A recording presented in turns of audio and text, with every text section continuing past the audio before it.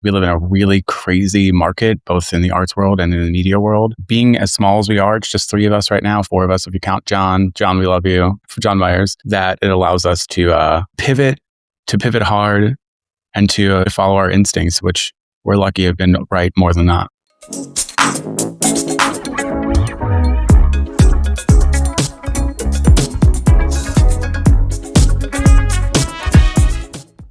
And welcome to the podcast. Welcome back to the podcast, the Broad Street Review Podcast, Season 10. As I keep saying, I can't believe we normally do 22 episodes a season. We are at episode 34 today. There's just so much to talk about, and the art is thriving in Philadelphia. So I hope all of our listeners are just as excited as I am about all of these many conversations. Today, we are having a chat with Conrad Benner, who is a longtime photographer, blogger, podcaster. I keep having to update my bio line because it just keeps changing. But yeah, I document art in Philadelphia's public space and host conversations with the creative minds shaping the world around us. Absolutely. Wonderful elevator pitch. Yeah, I mean, I work on it from time to time. Yes. You may have seen some of Conrad's work through Streets Department, which is available on many media platforms. And if you've been in the Fashion District, you could see Streets Department walls that have been there, bringing life and a little bit of excitement as you walk through that space. But we're here with Conrad Benner. Conrad, welcome to the podcast. Thanks so much for having me. And it's funny, I'm about to be on Broad Street in about 30 minutes, or an hour maybe. So the irony or the synchronicity or the kismet is there. Yeah. So just like many creative people, you wear many hats. Give us an idea of what a day is like for Conrad Benner. Yeah. Every day is different. Every year is different. As you mentioned, I've been running Streets Department for the last 15 years, which we describe as a multimedia showcase of art in Philadelphia's public space. That is social media mostly at this point. We use the website as a bit of an archive. We have an email program. We do monthly tours where we bring people out to explore the Philly's art world together with us. We have a Patreon, which, is how we support ourselves ever since the pandemic and sort of the loss of advertisers. And we're bringing back our podcast, which we're really excited about, the Streets Department podcast, where we expand on sort of the pillars of things that we talk about. Exploring conversations with the creative minds shaping the world around us means conversations with artists, of course, but also newsmakers, politicians, and all sorts of brilliant people. Yeah. So today, for example, was email. I'm also a part-time curator at Mural Arts Philadelphia, reviewing some artist work that's happening. And I just had a podcast call with Alex Lewis, my producer for the podcast. So you have a partnership with your podcast, correct? Yeah, I'm at ROHOM, so I was really lucky. I had the Streets Department podcast from 2017 to 2022. And that's when it was really tough to find advertisers. I was really struggling. And I was a really small team. It was me and one audio engineer whose background was more in music, and a fantastic engineer nonetheless, but whose specialty wasn't podcasting. But this great thing happened in 2023. The New York Times wrote about myself and my career, and it was a glowing write-up about me, and that opened a lot of doors, including an opportunity to work with WHYY for a couple of years, where we produced a podcast called Art Outside, which was just conversations with artists. And I met ROHOM there on the second season, Alex Lewis and John Myers. And after that came to an end with the Trump cuts, boo. Yeah, I see you shaking your head for people just listening. But yes, after that came to an end because of the Trump cuts, I didn't have the immediate idea to bring back the Streets Department podcast, but as Alex just said in our recent Editor's Table episode, because in addition to the interviews, we're going to have sort of a behind the scenes episode monthly. Great. He mentioned that it was just really great to work with me. So, I took that as an honor. I think I learned a lot over the 2 years working with WHYY and some incredible producers. And I'm just bringing all of that knowledge and interest and my curiosity at the end of the day to these longer form conversations. And, most people, if anyone knows me, they probably know me from Instagram or TikTok, where the structure there is short form content, short form videos, usually 30 seconds to 3 minutes if you have the time, though few people watch a video that long. And I'm really eager to have longer form conversations to experiment and push the boundaries of my own attention span. So that's how I see it now. On the media side, we have the short form content on social media and these longer form conversations on the podcast where they range from 30 minutes to an hour. So it's good. It's good to especially on a walk. I mean, you're moving around. Podcasts are good. I mean, anyone listening to this knows. Absolutely. Somebody's folding laundry right now. Thank you. When, as you continued through this process, are you ever thinking about what people want? Or is your content generally what it is making you curious? And in turn, it's sort of resonating with people are finding it like people are finding what you're interested in. I mean, it's probably impossible to not have how people respond to things, it affect how I see the world a bit. I'm sure that seeks in. But, one of the great things about being independent is that it is led by me and my curiosity at the end of the day. Like, I don't have advertisers that I have to do certain things with. And as much as I love my audience, I can really kind of do whatever I want, and I find that really valuable. I'll give you a recent example. So we all know the attention span's really short on Instagram, and everyone loves the really short videos. And I enjoy them too. I mean, I do. It's something I've learned over the last year, which is, and I forget this from time to time, but I've been doing this for 15 years. I was reminded over the last couple of years that humor is an important part of life, and especially on social media. So I make a couple of videos a week that are a little more humorous, a little shorter, that kind of go a little more viral, that can get wider views. One example of that is I have a series called Philly is Not a Real Place, where I document like Rose Lozato's, I might be pronouncing her last name wrong. Sorry, y'all. I've had a long week. Couch installation on Washington Avenue, or the Derby, the Kensington Derby. But I mix that in with longer form, quote unquote, videos that are up to 3 minutes. And I just did one with Asian arts and an incredible exhibition they did about the No Arena movement. So, if my sole driver was engagement and I wanted to get to 10 million followers, I would focus on shorter videos, probably things that were less Philly specific, probably things that were less niche. Because that Asian arts video was 3 minutes. There was no way to cut that. I interviewed 3 people. There was just so much content there. I had to have a longer video. So yeah, I'm glad that I'm independent. I'm glad that I have I should say we, because there's a few of us who work here. We have a Patreon with people who support us, and that they just trust our vision. And every time we do a survey with our Patreon subscribers too, they say that. They're like, we fund you because we believe in you. So it's beautiful, and I'm very grateful. That's great. And it is the benefit of a platform like Patreon. You're getting the true people who believe in what you're doing, and they're cheering you on with their support. And as you keep doing it and they keep supporting, that you're doing the right thing. And I have one more thing I want to say. I have no love lost with WHYY. I love them, but love to work with them in the future. Terry Gross, let's get lunch. But I was just on a panel. They had me, Pearl Mania, who people might know has millions of followers across all the platforms, and No Shorts, sort of, I'm going to say emerging just because he's younger, but like sort of an emerging content creator who explores Philadelphia through social media.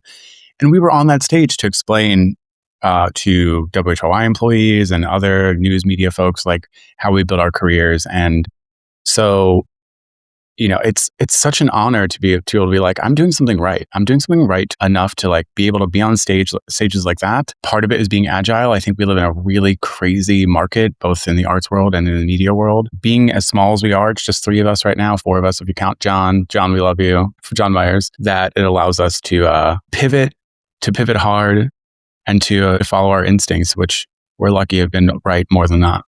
Mm-hmm.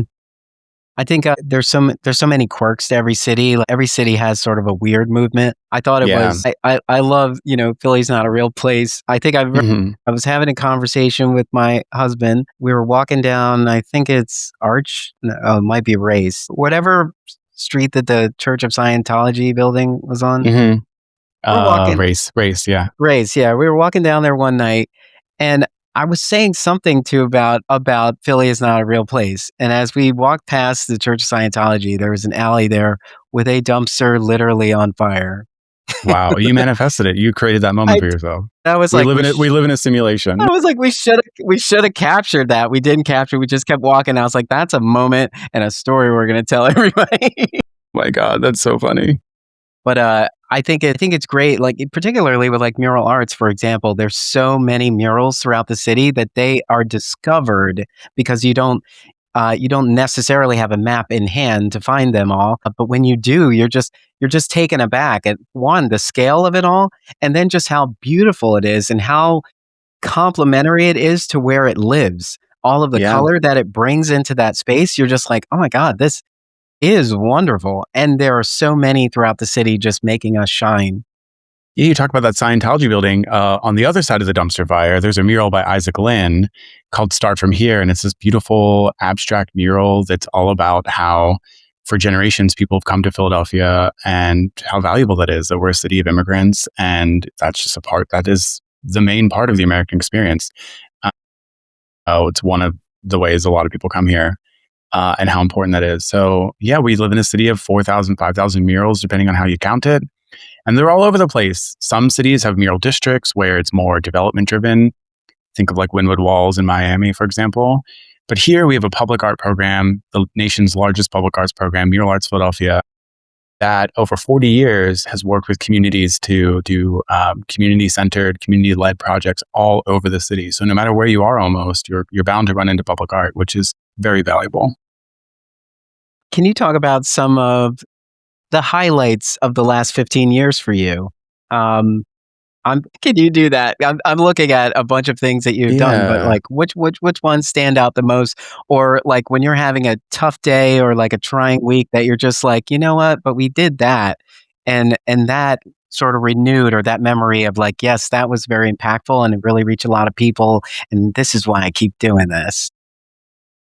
You know, sometimes I trip up. I just realized it I'm editing an episode with R. Eric Thomas now. That's our next Streets Department podcast episode. And I do refer to myself as a journalist. I really try not to do that, but I think it's a really good episode, by the way. People should check it out. It's coming out soon, if it's not already out by the time this episode's out. But I try not to do that because Streets Department's really unique. And I think one of the things I'm really proud of that's happened over the 15 years is we've become not only a multi-platform place for us to talk about the art in Philadelphia's public space, which is something that I started this effort as a blog because I was looking around at City Paper and Philly Weekly and Philly.com back in the day and seeing very little arts coverage, generally speaking, more in the independent papers, but those are gone now.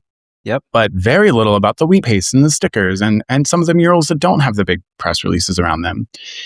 So I wanted to document that. I thought there was a hole in the market. But Streets Department has gone from not only documenting, but very quickly, within that first year, curating our first show. And by 2015 on, regularly curating artwork around the city. So I love that, I'm kind of like a full service agency over here where I'm promoting the artist, I'm interviewing the artist, I'm talking with artists, and I'm creating opportunities for them with Mural Arts Philadelphia and other folks. You mentioned the fashion district. That's something I worked on independently with Preet, who then owned the fashion district. They still might, actually don't know. To do murals down there, but I do a lot of work with Mural Arts Philadelphia. It's really cool. I'm able to hire dozens of artists every year through my relationship with Mural Arts and some other folks. It's really wonderful. Another highlight would be very early on, I realized the sort of like power of influence. This is like before influencer became like a job. But in 2014, I had about 10,000 followers on Instagram, and I created a petition to have SEPTA run the trains 24/7. I've lived in Philly my whole life. I take the trains, and I hate the night owl bus. I know some people love it. I hated the night owl bus. And so I worked at my coffee shop gelato job, making $7 an hour and taking a $20-some cab ride home at 1 a.m. when it closed on Saturday nights, because it just felt quicker, safer, more reliable than waiting for a night owl bus. And that petition got a lot of signatures, and it did push SEPTA to test 24-hour service over the weekends. They started Friday and Saturday nights. It was wildly successful. Ridership grew by like 180% on Friday and Saturday nights. So they enacted it permanently. And it was permanent from 2015 through, drumroll please, the pandemic, where obviously the challenges with public transit funding and ridership has been it'll be the story of this decade in some sense. So it did end after the pandemic, but it worked really well for 5 years. I could see it coming back eventually. It's a great service. So those are two examples. Yeah. Did you have a response to the most recent strike? Well, it wasn't a strike. I don't know. My most recent thing with them, the financial cut. Yeah, my frustration is, and so just promoting my podcast. I mean, that's what I'm here for. The fourth interview episode will be with Nikhil Saval, who is a state senator. And we talk about sort of, the challenge there is we are one of the few split governments at the state level. So most states have a population that leans one way or the other. And we have a state that's why we're a purple state, I guess, that goes right down the middle. So we have a Democratic governor and, Republicans in the Congress that control a lot of stuff. It's all just like teetering on the margins. We could win. If we get a few more seats here and there, Democrats, I say we because I identify as someone on the left. Okay. My politics won't come as a surprise to anyone who follows me. Democrats could take control and maybe do some stuff. But when it's split like that, all you need is like one or two bad actors who want to see Philadelphia as not part of the state, which is wild. We're the economic engine of the state, let alone we're just people. We're the sixth largest city in America. We need a public transit system. Yeah. Imagine if we spent as much as we do on roads and highways. If we put, spent just that exact amount on public transit, we would be a different place. And it's a tax. I don't think people realize that. We've been sold this idea that cars are independence, but it's really a tax. If you have a car note and you're paying taxes on that every time you need a new tire, it's a tax that we shouldn't have to pay. And I'm grateful to live in Philadelphia that has the bones of a great transit system. I've lived here my whole life. I'm 40. I'll be 41 in a few days. And I've never owned a car. So that's my thoughts on it. I think a few bad actors in the Republican Party at the state level wanted to prove something. The fact that I came and say their name probably means that they failed at that. And all they did was create a lot of frustration for a lot of hard-working people in the city. So F them, if I can say it. Absolutely. I've been here for 25 years. I had a license when I first got here, but I always think it's fun how I gave up my license. I needed to get into Woody's, and so I needed something updated. Yeah. I traded in for a state ID, but what I realized is that one, we're an international city. It's very easy to get around. From here, we can get to DC, no problem. We can get to New York, no problem. And the systems connect in a way that makes it somewhat easy for us to do. I've never had a real concern about getting around the city without a vehicle. And I do have friends, who drive, like if I really need it, but it's so valuable when it's there. And like that conversation of pulling off so many of those lines that were valuable to people, was just sort of a crazy thought while you're sitting here saying, please prop us up so that we can do more things. It's like, and we have the bones. California has spent 20 years trying to build one train from LA to San Francisco that they can't, we have the bones here. If you build it, they will come. We have the bones. We have the rail lines, like run the trains to Manayunk and to the suburbs, like more often than once an hour. Run the Ellen subway every 4 minutes. I'm very Philadelphian, or very American in that sense. I only got my passport a few years ago when I was 37, but I went to Mexico City, been to Europe twice now. It pisses me off that other cities do this. Like every city I was in Europe, 4 minutes. You don't wait more than 4 minutes for a train. And it's not like every train's packed. They don't mind, having a train that's a little less empty, using the money because they know if it's not consistent, people won't use it. So if you build it, they will come. If we had trains that ran every 4 or 5 minutes, the ones that went out on the regional rails ran more frequently, like people would use it. Yeah. Also make it easy. One of the many issues with SEPTA, but it's an important one, the frequency. Not that this was a SEPTA podcast, but I think about it's it too. A part of it. Yeah, because it's all a part of it. Is an infrastructural foundation that keeps us running. Yeah, there were so many things about it that just make it hard. Like you're paying to get on the bus or the train, but then not the train, but you pay to get on the bus, but then you watch 3 or 4 people get on the bus without paying, and you're just like, you're complaining about money, but you're not stopping this. I was at Cecil B. Moore station, right, and there's kids just sitting right at the station, letting the alarm go off so people can come through. And so there's no one there. There's no one there anymore. And aside from that, was it Robert Reich? It was like Clinton's financial person. I don't know. He's very big on Instagram. He just posted something today. I was scrolling while I was bored about the tax rate and how it went from people at the top were taxed higher and working class people were taxed lower. And now it's just completely leveled out. So where are tax the billionaires, tax the wealthy people. These are services that should be funded by a progressive tax structure. And I think, that's where, if you look at SEPTA, I know a lot about SEPTA, I've talked a lot about it. But if you look at their revenue, a lot of it obviously comes from fares, but the vast, vast majority of their funding comes from state funding, a little bit from the city, and some federal funding. So a few people who feel like they need to not pay the fare or whatever. The real money needs to come from tax dollars. And that's how it's everywhere else in the world. I love Zoran up in New York talking about like making some parts of public transit, if not all of it, free. The mayor of Boston is talking about that. Yeah.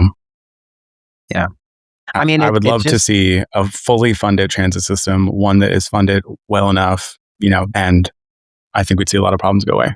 I feel like there's always this argument about like not to get too much into immigration, but there's a whole lot about like leaving people out of a conversation for various reasons. Like you feel like, oh no, we're taking care of our people, but you're not taking care of your people. It feels like if you offered these things, those arguments could be more understandable. Like if a city was like, we provide all of this for our citizens, so that's why we need everybody to be citizens, that would be at least part of a conversation that made some sort of sense. But if we're struggling too, you're not taking care of us either, then it's really hard to have that kind of argument about like leaving people out of a conversation when you are already leaving a bunch of people out of a conversation.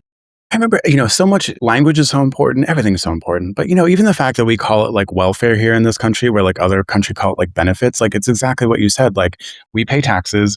We are citizens who are building this country up in all kinds of ways from the community level and beyond, sweeping our streets, going to work. We're all doing our part, whatever that part might be. And what are the benefits to living here? I mean, I don't know when this is going up, but we're recording it the day after tax day. And the number of videos I saw yesterday from people being like, cool, especially, if you're W-2, you're maybe getting some money back, or at least you're not paying money. But if you're anything like me or other artists or other freelancers, you're paying on tax day. And it's like, where's this money going? Because there's potholes in the street if you drive, or even when you're walking.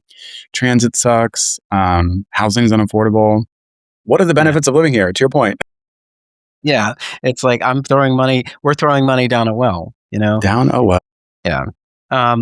Okay. Well, we took a wide turn. But actually, you know what's interesting about this? This is the first interview I've done in a while where like this is the kind of the full expression of like really what the Streets Department podcast is and why it's different than what we do actually not even that different than what we do on social media, because we did interview city council member Nicholas O'Rourke about SEPTA funding during that SEPTA funding situation.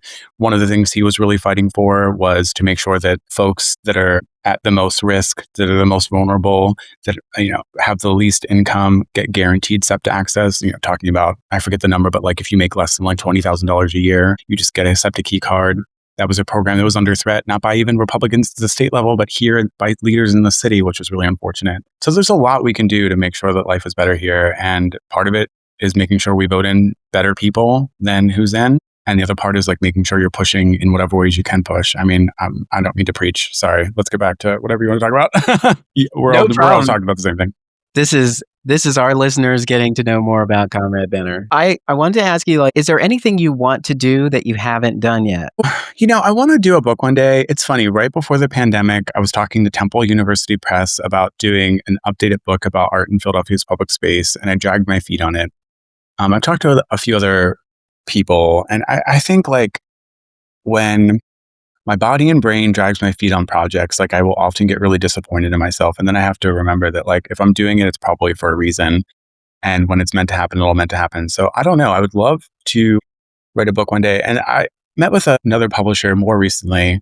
And the question there was like, do you want to write a book about public space or about like this career that I've built? There's a couple different angles I could go, but I think a book in some sense, or a series of books, would be interesting. I'm really trying to read more books. I'm trying to foster better attention span.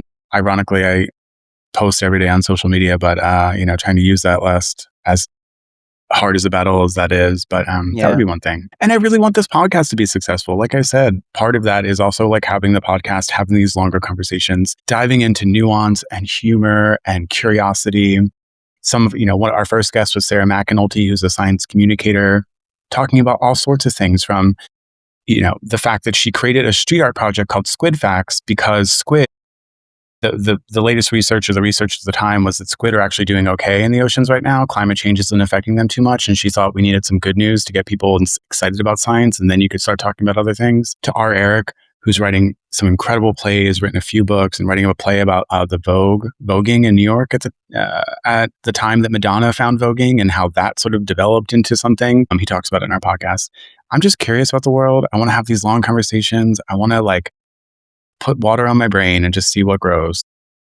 Yeah, and people are interested more now than I would say before, because we're sort of disillusioned by media in general. It's like that these sort of mainstays that have been here, like we've just been kind of spoon fed whatever they give us, and it's not really what we're craving.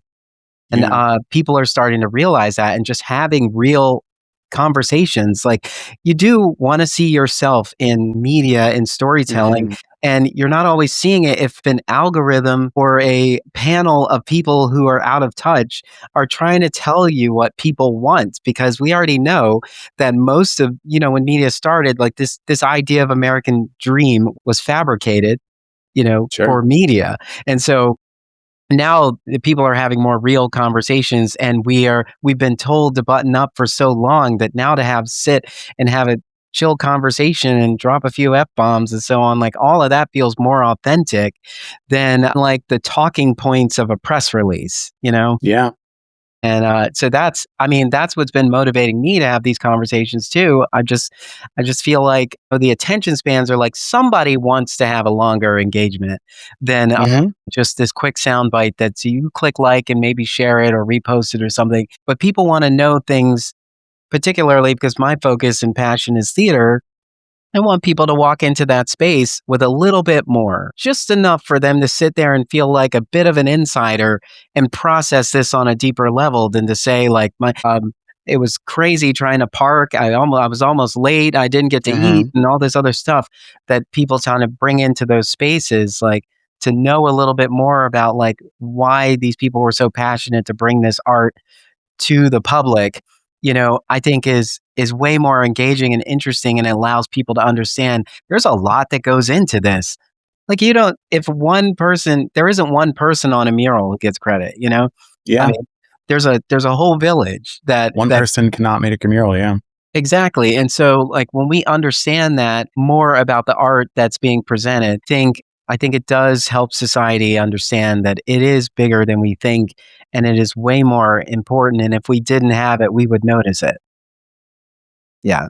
You know what I love about podcasting too? Like, I love photography, I love writing, but for, tens of thousands of years, we've been sitting around fires and talking to each other. Like, storytelling is so ingrained in us that I think that's why podcasting has had a resurgence over the last decade, really. But I think it's beautiful. I love creating podcasts. I love listening to podcasts. It's ingrained in us to want to hear a conversation. Yeah. And the great thing about podcasts too, I think you were just saying that, but like, it's not just like some 5-minute news clip that's super edited. It is like, you can hear people thinking, you can hear people like processing questions and the conversation and having reaction to it. And there's just like a spark and a fire that comes from all that.